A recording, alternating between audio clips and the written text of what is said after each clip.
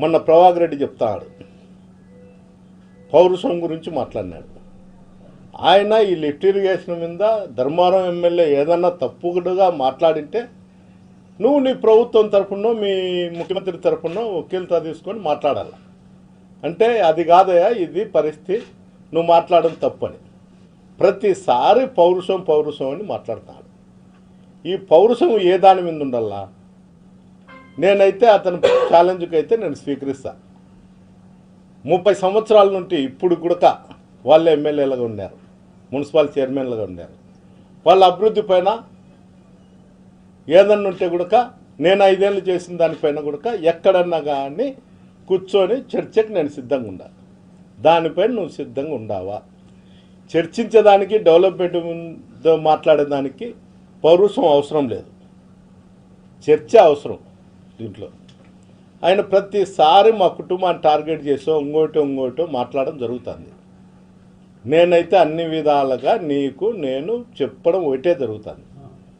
నువ్వు రాజకీయంగా నువ్వు ఎదుర్కొంటావా, లేకపోతే అభివృద్ధి పైన ఎదుర్కొంటావా? ఏదో నువ్వేందో పోరాటం చేస్తాము, కొట్లాడదాము, అమాయకులందరినీ తాడిపత్రి కాన్స్టిట్యున్సీలో గలాటలు పెట్టి నీకున్నటువంటి పోలీస్ సిబ్బందితో కేసులు కట్టుకోకుండా అక్కడుండే పరిస్థితులను దినదినానికి రెచ్చగొట్టుతూ,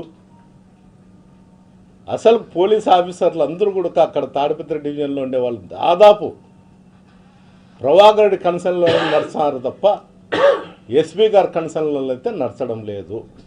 ఇది నేను చెప్పేది కాదు, కానీ ఎవరు మీరు కూడా పత్రికా విలేకరులు కావచ్చు, మీడియా వాళ్ళు కావచ్చు, పోయి విచారించినా కూడా నేను చెప్పేది నిజం. పదే అక్కడ క్రైమ్ రేట్ లేదు, ఇంకోటి లేదు. ఈ మధ్యకాలం వారం 10 రోజుల నుండి అందరినీ అమాయకులను పట్టుకొచ్చి బటకా కేసులు పెట్టి జామీన్లు ఇచ్చి పంపించి మేము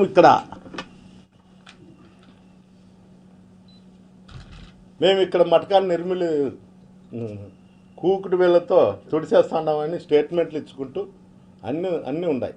బాగానే ఉంది. మీరు అసలైన వ్యక్తులను ఎప్పుడన్నా అరెస్ట్ చేసినారా? ఏదన్నా ఉంటే మీరు రైట్ ట్రయల్గా మీరు చెప్పండి, చెప్పండి. ఇంకోటి మీరేం చేస్తున్నారు, ఏంటికైనా సిద్ధము అని చెప్తున్నారు. నీ పౌరుషము, నీ కథ, నీ కుటుంబము, నీ కథ ఉంటే నువ్వు ఈసారి గ్రీవెన్స్లో ఎస్పీ గారికి వచ్చి లెటర్ నువ్వే డేట్ చెప్పు. అయ్యా నేను ఎక్స్ఎమ్మెల్యే గారు కొట్లాడబోతున్నాము, ఫలానా సప్తగిరి సర్కిల్లోనో, లేకపోతే టవర్ క్లాక్ కన్నో, లేకపోతే కర్నూలు కొండాడిపుడుచు కన్నో, కడపలో కోటిరెడ్డి సర్కిల్లోనో కొట్లాడతాము.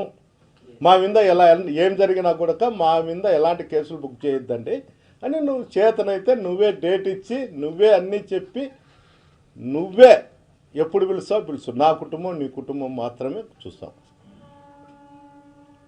ఎందుకు దినం నువ్వు చెప్పేది ఏందో, నువ్వు పెద్ద పాలిగాని అనుకోనో, లేకపోతే ఈ రాష్ట్రంలో నిన్ను పెద్ద హీరో చూడాలనుకోనో ఇవన్నీ మాట్లాడుతాడా? నీ చేతనైతే నేను ఈరోజు కూడా చెప్తాడా, రాజకీయాలనే ఓటమి గెలుపు అనేది సహజం. నువ్వు కక్ష సాధింపుకో, నువ్వు ఏదో చేస్తా, పౌరుషము పుట్టగోసి అని చెప్తాండావు. నీ పౌరుషం ఏదన్నా ఉంటే నేను ఇప్పుడు కూడా చెప్పిన, Kadapa, Kurnool, Anantapuram, Saptagiri circle, tower clock, కొండాడిపుడుస, కోటిరెడ్డి సర్కిల్ ఎప్పుడు ఏడగొట్లాడదాము, కొట్లాడదాం. నీ కుటుంబం, నీ కొడుకు, నువ్వు, మీ అన్న కొడుకు, మీరు ముగ్గురు రాండి, మా కుటుంబం ఒకటే వస్తుంది. నేను దీంట్లో ఎలాంటి సందేహం లేదు, నువ్వు ఆలోచన చేయాల్సిన అవసరం లేదు. మళ్ళీ ఈ మధ్యకాలంలో ఏం చేస్తాను, నీ కొడుకులు హైదరాబాద్లో ఉన్నారు, తాడిపత్రి రావచ్చు కదా అని చెప్తాడు. నా కొడుకు మీ అన్న కొడుకు మాదిరి ఎంపీకి కంటెస్ట్ చేయలే. మీ అన్న కొడుకు ఎంపీకి కంటెస్ట్ చేసి ఈ రాష్ట్రం వైపు కూడా చూడంలే. ఎప్పుడో వచ్చే చుట్టం చూపుగా ఎవరిదన్నా పెళ్ళిళ్ళు పేరెంటాలంటే వచ్చిపోతాడు. పోటీ చేసి 7 కాన్స్టిట్యున్సీలలో పోటీ చేసి ఇక్కడ కార్యకర్తలు ఉండారా, పోయినారా, సచ్చినారా అనేది కూడా చూడలేని పరిస్థితి నీ అన్న కొడుకు. ఇది మతికి రాలేదా ప్రభాకర్? నీ కొడుకు వీకెండ్ అని శుక్రవారం పోతాడు, సోమవారం మంగళవారం వచ్చాడు. ఆడ పోయి పబ్బులలో ఆడ ఎగిరే వదులు ప్రజలకు ఏదైనా చేస్తామని చెప్పొచ్చు కదా. మీరు పబ్ కల్చర్ తీసుకొస్తున్నారు తాడిపత్రికి. జనవరి 1 3 రోజులుంటే నీ కొడుకుతో డ్యాన్సులు వేయించండారు. సిగ్గుండాల. ఒక ఎమ్మెల్యే ఏ విధంగా ఉండాలనేది కూడా ఆలోచన లేకుండా నీ ఇష్టానుసారం నువ్వు ఏ విధంగా నడుచుకుంటాండావో నువ్వు ఒకసారి ఆలోచన చేసుకో. మాకు పౌరుషం గురించి చెప్పాల్సిన అవసరంలే. మేము ప్రతిపక్షంలో కానీ అధికార పక్షంలో మేము ఎట్లుండాలా ఏం కథ అనేది మాకు తెలుసు. నీ చేతనైండేది నువ్వు ఏం చేసుకుంటావో చేసుకో. ఎట్లా అడ్డం పెట్టుకొని పోలీసు అధికారులను అడ్డం పెట్టుకొని చేస్తాండావు, ఇంతకన్నా నీ చేత ఏం కాదు. ఇక్కడ జిల్లా అధికారులు కంట్రోల్లో తాడిపత్రిక ఉండేటువంటి అధికారులు లేరు కాబట్టే నీ ఆటలు సాగుతుంటాయి. ఒక అధికారి ఏ విధంగా ఉన్నాడనేది కూడా ఎస్పీ గారు కూడా ఆలోచన చేయడం లేదు. అందువల్ల నీ ఆటలు సాగుతున్నాయి. ఎప్పుడో ఒక రోజు ఎక్కడో ఒకసాట ఫుల్ స్టాప్ పడుతుంది. ఆ రోజు నీ పరిస్థితి ఏమిటో ఒకసారి అర్థమవుతుంది.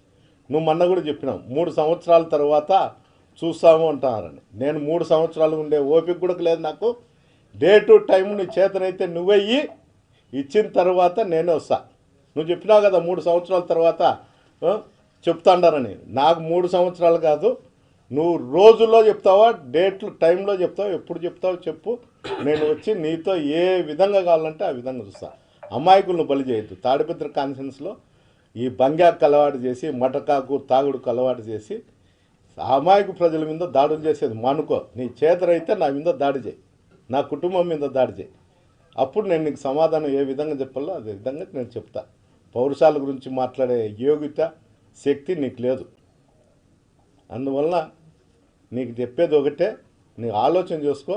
ఆలోచన చేసుకొని రేపు సోమవారం పోయి ఎస్పీ గారికో కలెక్టర్కో గ్రీవెన్స్లు ఇచ్చి ఎక్కడనో టైము డేటు నువ్వే చెప్తే నేను దానికి సంసిద్ధంగా ఉన్నానని తెలియజేయడం జరుగుతుంది. ఇప్పుడు మీ పెద్ద కొడుకు కౌన్సిలర్గా ఉన్నారు, వాళ్ళు పొలిటికల్ చేస్తారు. మనకి మీ కొడుకు తాడిపత్రులు లేకుండా ఎక్కడ 7 సంవత్సరాల నుంచి దానికి చెప్తున్నా ఒకటే, నేనే తిరగనీకోకుండా పెడతాను.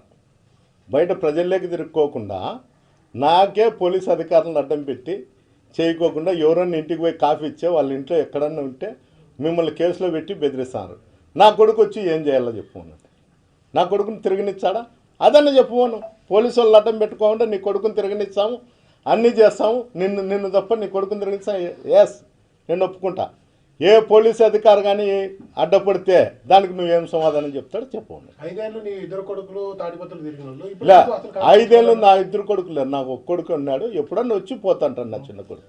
ఇప్పుడు కౌన్సిలర్లు అంతా ప్రెస్ మీట్ పెట్టి ప్రతిసారి మీ ఇద్దరు కొడుకులు తప్పించుకొని తిరుగుతాడు, ఎందుకు రావట్లేదు అని అడుగుతారు. యో, వాళ్ళ గురించి నేను మాట్లాడే సంస్కృతి నాది కాదు.